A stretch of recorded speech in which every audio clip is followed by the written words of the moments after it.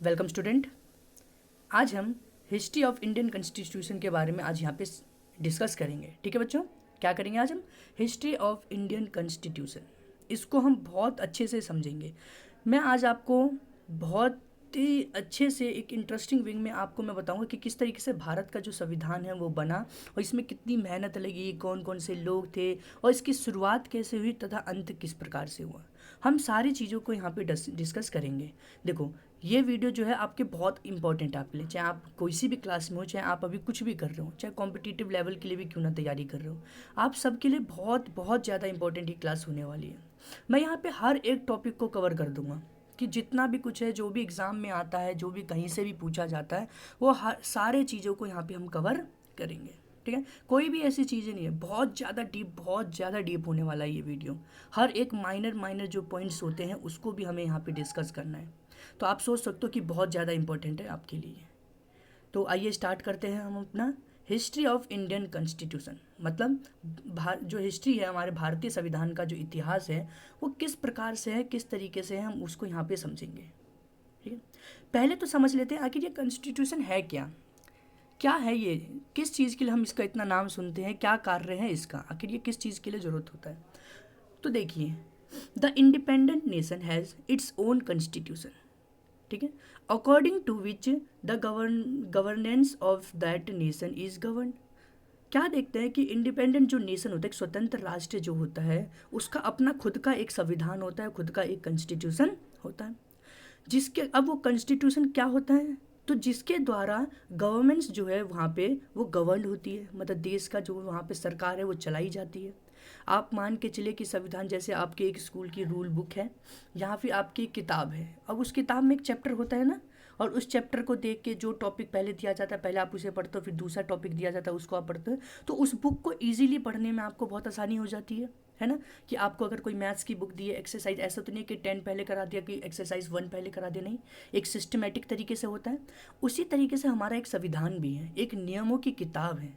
क्या है? एक नियमों की किताब है जिसके द्वारा देश का शासन जो है वो नियमित रूप से चलाया जाता है। ठीक है, कि जैसे मान के चलिए कि आपके देश में किस सरकार बनेगी, कैसे सरकार बनेगी, सरकार जनता के लिए क्या कार्य कर सकती है, जनता का क्या राइट्स होता है, तो सब कुछ एक जो नियम है वो इस किताब में लिखी गई है। ठीक है, कोई ये नहीं कह सकता है कि मेरे को ये कहा गया, मेरे को वो कहा गया, नहीं, जो नियम है वो नियम है। ठीक है, जैसे अगर कोई हमारा देख लीजिए प्रेसिडेंट है, ठीक है, प्रेसिडेंट है, अगर वो कुछ करते हैं, ठीक है, अगर वो किसी अपने रूल पोजीशन का गलत यूज़ करते हैं तो हम डायरेक्टली उसे कहते हैं देखिए संविधान ये है, इसमें आपके राइट्स ये हैं और आप जो कर रहे हैं वो बिल्कुल गलत है, क्योंकि आपको ये जो आप जो कर रहे हो उसको जो है संविधान में नहीं कहा गया है। ठीक है, तो मतलब क्या समझे बच्चों यहाँ से, तो हम सीधा समझते हैं कि कॉन्स्टिट्यूशन क्या है, एक नियम है, एक रूल है, और जी इसी रूल के आधार पर जो देश है वो शासन चलाती है। एक देश के पास एक प्लानिंग होनी चाहिए कि आखिर किस तरीके से हमें शासन चलाना है। आप सोचो बिना प्लानिंग के, आप जैसे आपके घर में होते हो, मम्मी पापा के बिना क्या आप कुछ कर सकते हो स्टार्टिंग में, शुरू से ही, कि आपको स्कूल जाना है, स्कूल में शुरू से आप जब छोटे हो तो आपका एडमिशन करवाना है, तो वो मम्मी समझती है, मम्मी करते ना, तो मतलब बिना मम्मी के आप जो है हर एक पड़ाव पे किसी ना किसी की आपको सहायता पड़ती है और फिर आप जो है आगे बढ़ते हो। उसी तरीके से संविधान भी क्या है, संविधान भी एक तरीके से पूरे एक नियम को निर्धारित कर देता है और वही नियम के आधार पर जो देश है शासन चलाती है। तो इसलिए आप इससे समझ सकते हो कि बिना संविधान के हर कोई जो है अपनी शक्ति का, अपने पावर्स का गलत यूज़ कर सकता है, क्योंकि उसको रोकने वाला कोई नहीं होगा। एक तरीके से हम कहते हैं संविधान जो क्या है वो शक्ति, वो ना कई सरकारों को एक तरीके से रोकती है, इसको गलत करने से रोकती है, उसको बोलते हैं कि क्या करना है, किस तरीके से करना है, वो संविधान बताता है। तो आप समझ सकते हो कि एक देश के लिए संविधान कितना ज़्यादा ज़रूरी होता है। The independent nation has its own constitution according to which the governments of that nation is governed.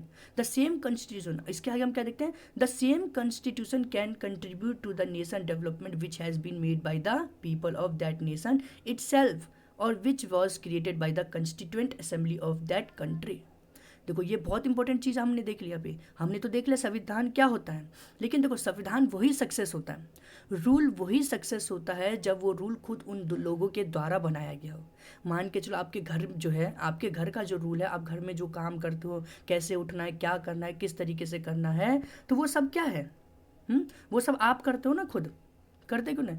आप करते हो। अगर वही सोचो दूसरे घर वाला एक आपके सामने पड़ोसी है, वो आपके घर के नियमों का निर्धारण करे कि आपको इस तरीके से चलना, उस तरीके से चलना, आपको ये नहीं करना, वो नहीं करना, तो क्या वो आप सह पाओगे उसको? नहीं सह पाओगे ना। कि आप बोलोगे कि जब भाई मैं खुद अपना काम कर सकता हूँ, मैं अपने लिए खुद ही सब कुछ कर सकता हूँ, तो मैं, अब मेरा संविधान भी खुद ही होना चाहिए, है ना। मतलब मेरे रूल भी खुद होने चाहिए, मैं अपने रूल के अकॉर्डिंग सही तरीके से करूँ, दूसरे के नियम को क्यों मैं अपने ऊपर लूँ, है ना। तो बहुत सारी चीज़ें हो जाती हैं यहाँ पे।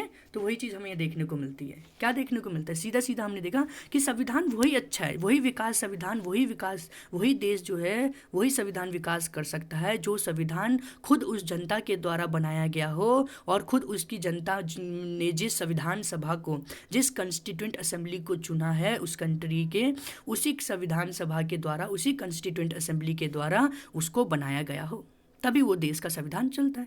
वरना तो हम देखो इसके पीछे का क्या आप सोचोगे कि सर ये कैसे बोल रहे हो, कोई और भी नियम बनाता है तो वो भी अच्छे बनाता है, ठीक है, हाँ ठीक है, वो भी नियम मानते हैं, बहुत ठीक है, बहुत सारी चीज़ें हैं। लेकिन जो अब मैं बताने जा रहा हूँ उसके आधार पर आप चीज़ें समझ जाओगे। क्या हुआ जब भारत पे ईस्ट इंडिया कंपनी है उसका शासन आया। जब भारत हम देखते हैं क्या हुआ था, पूरी हिस्ट्री है, जो मैं बोल रहा हूँ उसको भी आपको नोट करना है, जो लिखा है उसको तो नोट करना ही करना है, लेकिन जो मैं बोल रहा हूँ उस पर भी बहुत अच्छे से कॉन्सेंट्रेट करना है आपको, ठीक है। क्योंकि मैं, ये तो बस एक नोट्स हैं, लेकिन मैं आपको पूरी हिस्ट्री बताने वाला हूँ, सब कुछ तो मैं यहाँ नहीं लिख सकता, है ना। इसीलिए हर चीज़ को हम यहाँ पे बहुत डिटेल में समझेंगे। क्या हुआ कि ईस्ट इंडिया कंपनी जब 16वीं शताब्दी में, 17 सेंचुरीज में, आप बोल सकते हैं 1600 ईस्वी में भारत आई थी। तो वो एक आई थी, एक क्या, एक ट्रेडर के तौर पे आई थी, एक व्यापारी के तौर पे आई थी, और उसने व्यापार यहाँ पे स्टार्ट किया। जब उसने देख लिया कि यहाँ पे जो जो लोग हैं वो आपस में लड़ रहे हैं, ठीक है, एक राज्य है दूसरे राज्य से लड़ रहा है, तो यहाँ पे जो लोगों के बीच में जो है, अब पावर को जनरेट करना, या बोल अब पावर को कंट्रोल करना, यहाँ पे जो है सत्ता स्थापित करना हमारे लिए बहुत इजी हो जाएगा। तब उन लोगों ने क्या किया, धीरे धीरे जो है अपना जो है पॉलिटिकल इन्फ्लुएंस जो है धीरे धीरे भारत पे बढ़ाते चले गए। तब क्या हुआ, धीरे धीरे जब वो 1757 में जब प्लासी में एक वॉर हुआ था, तब उसमें क्या हुआ, वो जीत गए। और उसी के कुछ टाइम बाद जो 1756 में जो है, 1764 में जो है एक बक्सर का युद्ध हुआ। अब दोनों यहाँ से युद्ध को जीतते ही बंगाल पे इनका बहुत अच्छे से कंट्रोल हो गया। क्या हो गया, इनका बंगाल पे कंट्रोल हो गया। अब वहाँ पे कंट्रोल हो गया तो अब ये धीरे धीरे पावर में आ गई। इन्होंने क्या, पॉलिटिकल पावर ले लिया, धीरे धीरे पॉलिटिकल पावर ले लिया। रिवेन्यू पावर तो उसने स्टार्टिंग से धीरे धीरे ले ही रहे थे, ठीक है, कर लेना, लोगों से किस तरीके से इकट्ठा करना, वो सारा चीज़ें यहाँ पे कर ही रहे थे। अब जैसे ही उन लोगों ने यहाँ पे पावर स्टार्ट कर दी, वहाँ पे लोगों पे शासन करना स्टार्ट कर दिया, तो यहाँ से फिर एक एक तरीके का चेंजेस यहाँ पे होने लगे। अब भारत जो है, भारत के जो लोग हैं सीधा सीधा धीरे धीरे क्या, ब्रिटिश के इन्फ्लुएंस में आते चले गए। और ब्रिटिशर्स ने, ब्रिटिश जो ईस्ट इंडिया कंपनी थी, उस कंपनी ने, सोचो ब्रिटेन से आई एक कंपनी थी छोटी, एक क्या, ब्रिटेन से जो है एक आई एक छोटी सी कंपनी थी, उसका नाम ही था east India company, east India company, ठीक है, ईस्ट इंडिया कंपनी आई थी, और उसी ने बहुत ज़्यादा यहाँ पे जो है अपना प्रभाव डाल दिया। कहानी सुनते रहना बच्चों, कहानी बता रहा हूँ धीरे धीरे, ठीक है, कि संविधान को हमने किस तरीके से यहाँ पर जो है बनाना स्टार्ट किया था, ठीक है, हमें संविधान का ख्याल कैसे आया था। आप देख सकते हो कि all thought that constitution of India was framed between December 1946 से दिसंबर 1949। क्या देखने को मिल रहा है कि संविधान हालांकि दिसंबर 1946 से बना था, 1949 तक बनाया गया था, लेकिन इसकी जो जड़ें थी, कहते हैं ना इसके रूट्स, ठीक है, its root deep lie in the Indian national movement, इसकी जो जड़ें थी वो भारतीय स्वतंत्र राष्ट्रीय आंदोलन में, और जो कॉनिजन रूल था, औपनिवेशिक शासन था, उनके खिलाफ। It is the movement of जो था responsible and constitutional government in the provisional state, जो रियासतें जिम्मेदार थी, बहुत सारी चीज़ें यहाँ पे जिम्मेदार थी एक संविधानिक सरकार के लिए। मतलब हमने जो इंडियन ये कॉन्स्टिट्यूशन बनाया, इसके लिए यही रीजन्स नहीं था कि हमने बस ये जो बनाया कि 46 से 1949 तक, इतना ही समय नहीं था, इसके पीछे एक बहुत लंबा इतिहास था। संविधान बनाने की जो प्रक्रिया थी वो इतने समय से नहीं, आज से कम 50-60 साल, मतलब उस टाइम 1949 से 50 साल पहले से ही इसकी तैयारी हो चुकी थी, समझे। 50 क्या, मैं आपको कहूँ 100 साल से भी ज़्यादा जो है इस संविधान बनाने की तैयारी धीरे धीरे चल रही थी। लोगों को संविधान के बारे में पता चल रहा था। जैसे मैंने आपको बताया कि 1964 में बक्सर का युद्ध जीते, ईस्ट इंडिया कंपनी ने शासन बहुत अच्छे से स्थापित यहाँ पर कर लिया।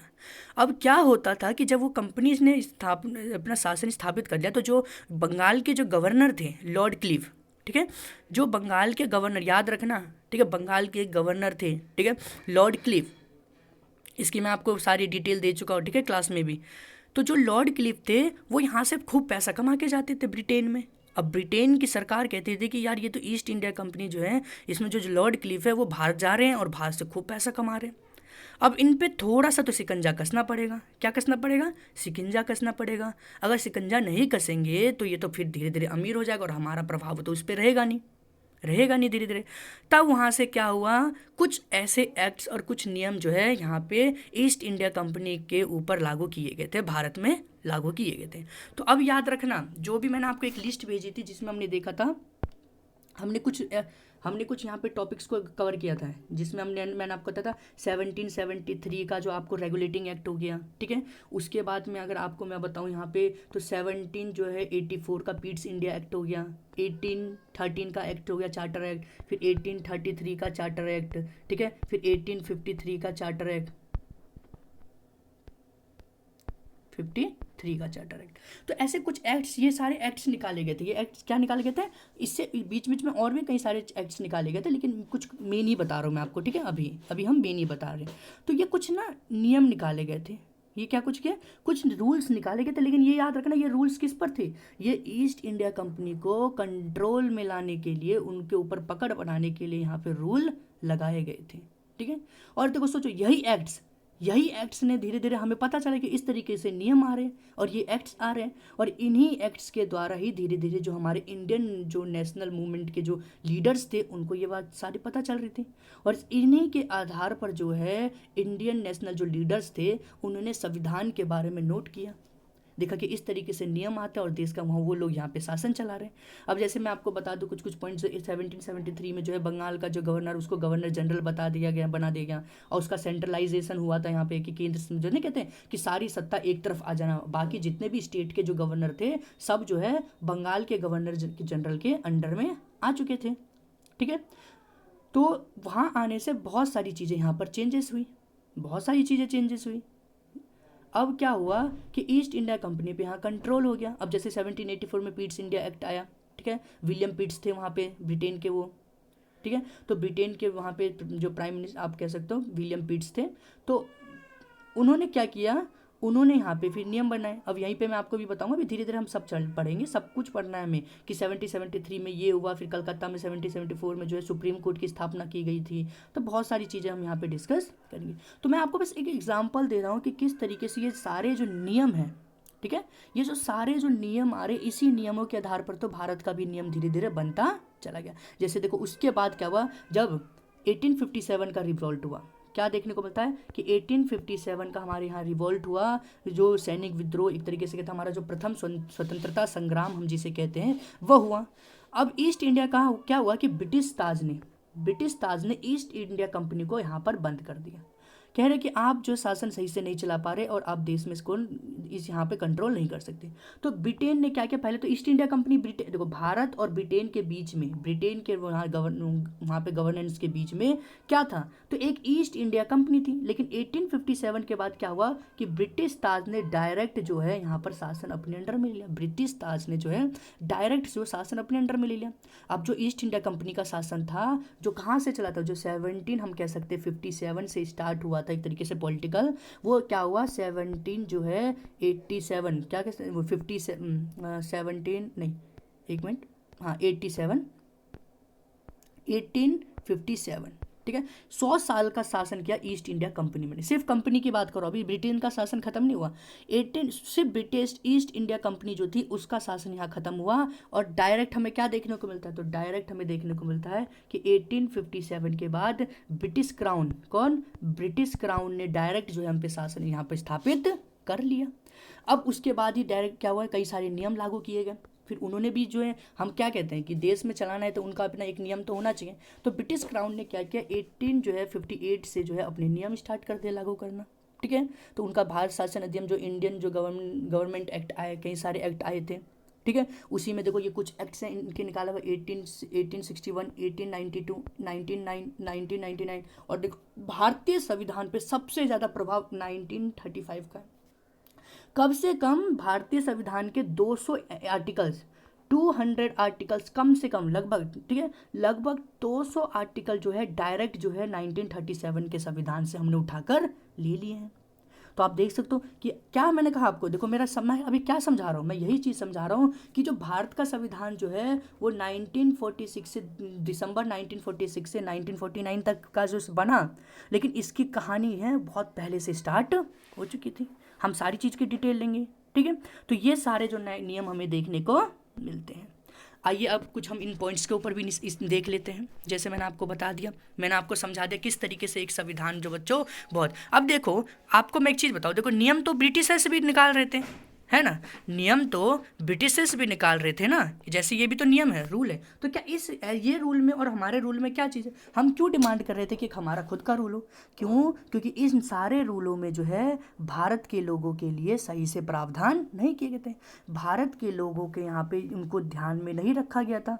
सारे जो नियम बनते थे वो ब्रिटिश अपने लिए अपने फ़ायदे के लिए बनाते थे, ठीक है, वहाँ पे जिससे उनको फ़ायदा हो सके उस तरीके का नियम बनाते थे। अरे भाई आप भारत पे राज कर रहे हो तो भारत की जनता के लिए आप नियम बनाओगे। एक फैक्ट बता देता हूँ, देखो भारत में कभी ये स्वतंत्रता संग्राम ये सब नहीं होता, भारत में कभी लड़ाई ये सब चीज़ें नहीं होती। अगर भारत में ब्रिटिशर्स आए, अगर उन्होंने शासन सही से किया होता, भारत के लोगों का ख्याल सही से रखा होगा था, वो अपने खुद व्यापारी के तौर पे आप भी आओ, आप भी भाई व्यापार करो, सब कुछ करो, ठीक है, चलो आप गवर्नमेंट कर शासन भी कर रहे हो तो भी आप करो, ठीक है। लेकिन भारत के जो लोग अगर खुश रहती तो ये सब चीज़ नहीं देता। कहीं ना कहीं इन सारे नियमों में भारत के ऊपर अत्याचार ही तो किए। अब देखो कोई भी चीज़, जैसे आपको अगर कोई पिटाई करे, कुछ करते जाए, ठीक है, लेकिन एक लिमिट होती है ना। एक कब तक आप सहोगे? आप किसी को उल्टा बोलते तो उसके पीछे कुछ ना कुछ तो वजह होती है ना, होती कि नहीं? अगर हम मारते हैं आपको तो हमारे पीछे भी एक वजह होती है कि आप पढ़ नहीं रहे हो, कुछ कर नहीं रहे हो, है, होती है कि नहीं होती है? उसी तरीके से भाई अगर ब्रिटिशर्स ने हमने आज़ादी मांगी तो ऐसा कुछ ना तो कुछ हुआ होगा ना कि जिस वजह से हमने आज़ादी मांगी। तो वही सबसे मेन रीज़न क्या था कि जनता जो थी खुश नहीं थी। जनता जो खुश नहीं थी उनके असंतोष के कारण ही क्या देखते हैं कि ब्रिटिश के खिलाफ हमने आंदोलन स्टार्ट कर दिया था। और इन्हीं नियमों को हमने बोला नहीं, हम आपके नियम को नहीं, हमारा देश तो भारत हमारा खुद का है, हम अपना नियम खुद बनाएंगे। ठीक है बच्चों, टेंशन मतलब पूरी बहुत बड़ी क्लास होने वाली है ये, ठीक है। हमारी ये भी क्लास होगी, आगे की भी कई हमारे इसके 2-3 पार्ट्स में निकालूंगा, ठीक है, बहुत अच्छे से मैं पूरी एक तरीके से आपको स्टोरी की तरह और इम्पोर्टेंट पॉइंट्स की तरह हम यहाँ चीज़ों को समझेंगे। अब क्या देखते हैं कि in the modern sense there appeared the Constitution of Indian Bill, also known as the Home Rule Bill in 1895, which envisaged basic human rights such as freedom of expression, equality before the law, right to inviolability of one's home, right to property, etc. for all citizen of India। अब क्या हुआ कि आधुनिक में मतलब 1895 में एक home rule bill आया, ठीक है। होम रूल बिल जो आया तो इसको होम रूल बिल के नाम से जाना जाने लगा और भारत बिल का संविधान भी प्रकट हुआ। तो धीरे धीरे भारत का संविधान जैसा कि यहाँ पे बिल प्रकट होता है, ठीक है, जिसमें क्या किया गया था, जिसमें भारत में मतलब अभिव्यक्त, हम जो इस यहाँ पे कहते हैं ना कि हम एक्सप्रेशन कर सकते हैं, एक्सप्रेस करने की स्वतंत्रता दी गई, कानून के समक्ष हमें समानता मिली। देखो सबसे इंपॉर्टेंट चीज़ें समझना है, इक्वालिटी बिफोर द लॉ, किसी के घर की सुरक्षा के अधिकार, प्रकृति के अधिकार जैसे बुनियादी मानक अधिकारों की परिकल्पना की गई थी। संपत्ति भारत के सभी नागरिकों के लिए यहाँ पर लाया गया था, बहुत इंपॉर्टेंट था। कब? 1895 में होम रूल बिल लाया गया। Also there is no conclusion evidence to prove the authorship of the home rule bill. Annie Besant believe that the bill was inspired by Tilak. अब ये जो बिल जो था होम रूल बिल, क्या देखने को मिलता है इसके? हालांकि होम रूल बिल की आधिकारिकता साबित करने के लिए कोई निर्णायक सबूत तो नहीं थे, लेकिन एनी बेसेंट का मानना था कि यह बिल तिलक से प्रेरित था। किसके प्रति प्रेरित था? किसके द्वारा? किससे हमने देखा था, मतलब एक तरीके से इंस्पायर लिया गया था, किसके द्वारा? तिलक के द्वारा, ठीक है। यही चीज़ हमें यहाँ पर देखने को, ठीक है बच्चों। तो इस तरीके से हम जो है नियम यहाँ पर लेकर आ रहे थे। स्वराज्य बिल आया 1895 में, इसको मतलब कहा जाता है ये तिलक के तौर पे जो तिलक थे, ठीक है, उनसे प्रेरित था, सोचो, आप सोचो कि तिलक ने, ठीक है, सोचो कि बाल गंगाधर तिलक जो थे उन्होंने 1895 में ही, ठीक है, 1895 में ही जो है संविधान जैसा जो है एक प्रतिरूप उन्होंने तैयार कर दिया। उन्होंने कहा कि भारत को जो है स्वतंत्रता मिलनी चाहिए, एक्सप्रेशन में, इक्वलिटी में, राइट टू, बहुत सारी चीज़ें यहाँ पे, पॉवर्टी की संपत्ति रखने का अधिकार, और सभी भारतीयों को मिलना चाहिए। ये बिल लेके आए थे और उन्हीं से तिलक से ही इंस्पायर था। सोचो उसी समय, तो सोचो कितनी बड़ी बात थी यहाँ पे कि 1895 में ही तिलक जी जो थे उन्होंने ये चीज़ देख लिया था, उन्होंने ये सोच लिया था कि भारत के लिए जो है संविधान होना चाहिए, उतने समय पहले ही। All third there is no conclusion evidence to prove that, मतलब हमने क्या बोला था कि ये कंक्लूजन तो नहीं लिखा कि ये किस चीज़ पे था होम रूल बिल, लेकिन हम जो एनिए बेसेंट कहते हैं वो समझते हैं कि जो बिल था वो बिल्कुल तिलक जी से इंस्पायर था। इंपॉर्टेंट रखना, होम रूल बिल किससे इंस्पायर था, यहाँ पे ये स्टेटमेंट बन रही है, ठीक है, ये बहुत चीज़ इंपॉर्टेंट है। In 1922 Mahatma Gandhi is an जो था article title independence published in Young India wrote that swaraj would not be a free gift of the British parliament but a declaration of Indian full जो था सेल्फ जो था expression that constitution of India would be framed as per the wishes of Indians. क्या देखने को मिला कि 1922 में महात्मा गांधी ने यंग इंडिया में एक चीज़ प्रकाशित की, स्वतंत्रता नामक एक लेख में लिखा था। उन्होंने एक तरीके से आप बोलिए एक आर्टिकल पब्लिश किया, और आर्टिकल कौन सा था, independence published in Young India. उसमें जो है स्वराज लिखा था, ठीक है, स्वराज क्या था, इसका मतलब क्या था, इसमें स्वराज ब्रिटिश संसद का एक मुक्त उपहार नहीं है, मतलब क्या है, कोई ये गिफ्ट नहीं है ब्रिटिश का, ठीक है, ब्रिटिश संसद का, लेकिन भारत की पूर्ण आत्म अभिव्यक्ति भारत के संविधान की घोषणा के रूप में तैयार किया जाएगा और भारतीयों की इच्छा के अनुसार ही किया जाएगा। मतलब क्या है कि आत्म अभिव्यक्त भारत के संविधान की घोषणा की जाएगी, डिक्लेरेशन किया जाएगा, but a declaration of India fulfil self जो है self expression the constitution of India would be framed as per the wishes of the Indian. Simple सामने क्या देगा कि भारत, महात्मा गांधी जी कहते हैं, गांधी जी 1922 में ही कहते हैं कि अपने विचार व्यक्त करते हैं और कहते हैं भारतीय संविधान भारतीयों की इच्छा अनुसार ही होगा, किसी और की इच्छा के अनुसार नहीं होगा। ये चीज़ उन्होंने यहाँ पे डिक्लेयर कर दिया था सीधा 1922 में। कहाँ पे, एक आर्टिकल पब्लिश किया था, किस में, independence published in Young India, ठीक है, कि इंडिया में प्रकाश होता है, महात्मा गांधी यंग इंडिया में प्रकाशित किया था, स्वतंत्र नामक एक लेख में लिखा था उन्होंने, किसमें, स्वतंत्रता नामक एक लेख में, ठीक है, कि जो स्वराज्य ब्रिटिश संसद का एक मुक्त उपहार नहीं होगा, ये कोई हम उपहार नहीं लेंगे, बल्कि भारत का जो संविधान जो है वो खुद भारतीयों की इच्छा अनुसार ही बनाया जाएगा। आया समझ में, ये सारी चीज़ें हमें यहाँ पर देखने को मिलती है। फिर क्या हुआ, after the non corporation movement, जैसे मैंने आपको पढ़ाया था, नॉन कॉरपोरेशन मूवमेंट लेकर आए गए थे 1921 में। देखो कुछ कुछ एक्ट्स भी लेके आए थे गांधी जी के द्वारा, आंदोलन किए थे। वो आंदोलन भी तो थे कि इन रूल्स के अकॉर्डिंग थे। जैसे मान के चलिए मैंने आपको बताया था 1919 में रोलेक्ट एक्ट आया था, ठीक है, क्या आया था, रोलेक्ट एक्ट आया था। उसी एक्ट के खिलाफ भी गांधी जी ने मूवमेंट स्टार्ट किया था, ठीक है, मूवमेंट स्टार्ट किया था जिसे हम कहते हैं रोलेक्ट एक्ट मूवमेंट, ठीक है। उसी के बाद हम देखते हैं 1919 में 13 अप्रैल को जलियांवाला बाग जो हत्याकांड वो भी हुआ था। तो उसी के खिलाफ भारत में गांधी जी ने एक जो बुक लिखी थी स्वराज, उसमें उन्होंने एक आइडिया देखा। उनको जब उन्होंने ये चीज़ समझी तो उन्होंने देखा, एक आइडिया लिया कि भारत में जो लोग ब्रिटिशर्स जो है शासन जो कर रहे हैं वो भारतीयों की मदद से ही कर रहे हैं, बिना भारतीय अगर उनको सहायता ना दे तो वो शासन तो कर ही नहीं सकते। तब उन्होंने वहाँ से एक आइडिया निकाला, नॉन कॉरपोरेशन मूवमेंट का आइडिया निकाला, और 1921 में जो है इस मूवमेंट को लॉन्च कर दिया। 20 और 21 के बीच में था, और उसी समय ये मूवमेंट चलाया। और उसी समय एक चल रहा था खिलाफत मूवमेंट, जब तुर्की में जो सत्ता, तुर्की के जो खलीफा की जो शासन गद्दी से हटा दिया गया था, तो उनके लिए जो है पूरे विश्व में आंदोलन चल रहा था, जो है मुस्लिम जो था कम्युनिटीज़ के द्वारा। तो भारत में भी था, खिलाफत आंदोलन चल रहा था। तो ब्रिटिश ने सोचा कि क्यों ना हमें इसकी आवाज़ के लिए जो है भारत में खिलाफत और जो है नॉन कॉरपोरेशन मूवमेंट को मर्ज कर दिया जाए। जो खिलाफत मूवमेंट अली ब्रदर्स के द्वारा चलाया गया था उसके साथ सब मर्ज कर देना चाहिए। अब वो जैसे ही मर्ज किया तो इसको बोला गया नॉन कॉरपोरेशन खिलाफत मूवमेंट।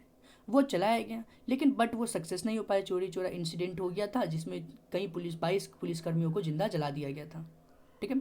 तो फिर इसको जो है कॉल्ड ऑफ ले लिया था, गांधी जी ने वापस बुला लिया। तो जब after the non corporation movement Motilal Nehru ji जो थे ठीक है। उन्होंने फरवरी में 1924 में एक introduce in the central legislative assembly एक रेजोल्यूशन एक ना पास किया था, ठीक है। उन्होंने प्रस्ताव एक पास किया था जिसमें जो है क्या बोला गया था, तो जिसमें देखिए क्या बोला गया था, जिसमें कहा गया था कि into Central Legislative Assembly resolution that gave due regarded to minority rights and interested and came to be known as the national demand। उन्होंने अल्पसंख्यकों के मतलब अधिकारों के हितों के लिए जो था ध्यान देने के लिए कहा गया था, और ये कहा गया था ये हमारी राष्ट्रीय मांग के रूप में जाने लगा, ठीक है। और ये राष्ट्रीय हमारी एक बहुत बड़ी मांग हो गया। It was passed by large majority in assembly, और ये जो असेंबली में जो है बहुत ही मेजोरिटी में इसको पास किया गया था।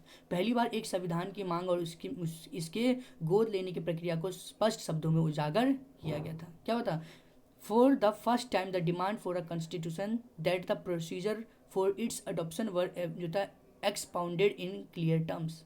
बहुत ही हम शब्द स्पष्ट में, अब शब्द स्पष्ट भाषा में, पहले तो हम सिर्फ सोच रहे थे, पहले सिर्फ हम बोल रहे थे, लेकिन अब जो है एक तरीके से प्रस्ताव में, लिखित दस्तावेज में जो है हमने ये डिमांड को क्लियर कर दिया था, मांगने की बात यहाँ पर कर दी गई थी, ठीक है बच्चों। तो जैसे कि हम देखते हैं कि ये लेसन हमारा काफ़ी बड़ा होता जा रहा है, तो हम एक काम करते हैं, यहाँ से हम देख लेते हैं कि थोड़ा कुछ पढ़ लेते हैं, उसके बाद में जो है हम आगे के डिस्कस बाद में करेंगे।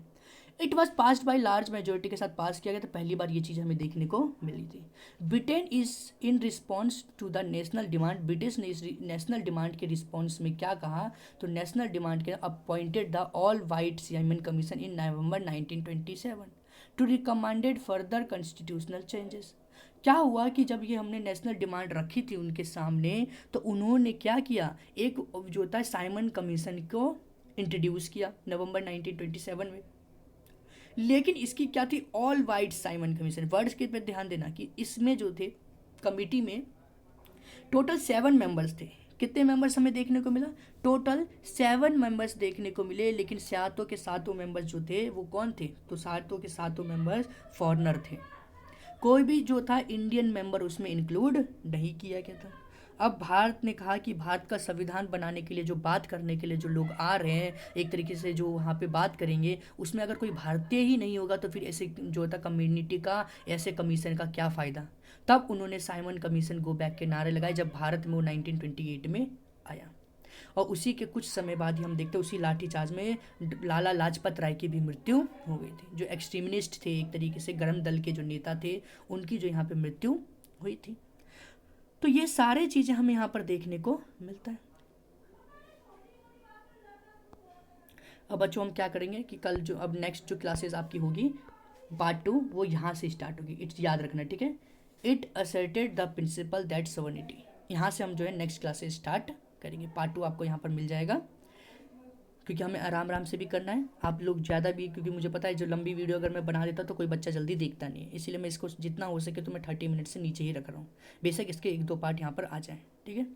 तो इस तरीके से हमने आज देखा, तो हमने बैकग्राउंड देखा, हिस्ट्री देखा इंडियन कॉन्स्टिट्यूशन, बहुत सारी चीज़, मुझे पता है कि मैंने बहुत सारा कुछ एक्स्ट्रा ही पढ़ा दिया, लेकिन आपको सारी स्टोरी पता होनी चाहिए। ये वीडियो अगर मैं आपको बोल रहा हूँ, मैंने कई सारे पॉइंट्स ऐसे हैं जो ज़्यादा एक्स्ट्रा बोले जो इसमें नहीं थे, तो आप इस वीडियो को 2 से 3 बार रिपीट करके देखिए, आपको ना बहुत अच्छा एक इन्फॉर्मेशन मिल जाएगा कि किस तरीके से ब्रिटिशर्स के खिलाफ जो है, मतलब एक तरीके से भारत का संविधान बनाने में कितनी कठिनाइयाँ हुई, कहाँ से ये चीज़ें हम देखते हैं कि कितने लोगों ने जो है अपने जो है बलिदान दिया एक संविधान बनाने के लिए, अपने देश को स्वतंत्र दिलाने के लिए, ठीक है। तो जो अगर हम इतना कर रहे हैं और ये संविधान ऐसे सामने हमारे आया, इतना लंबा समय लगा, तो क्यों लगा, आखिर क्या खास बात है हमारे भारतीय संविधान की, तो वो सारी चीज़ें जो है हम जो है डिस्कस करेंगे।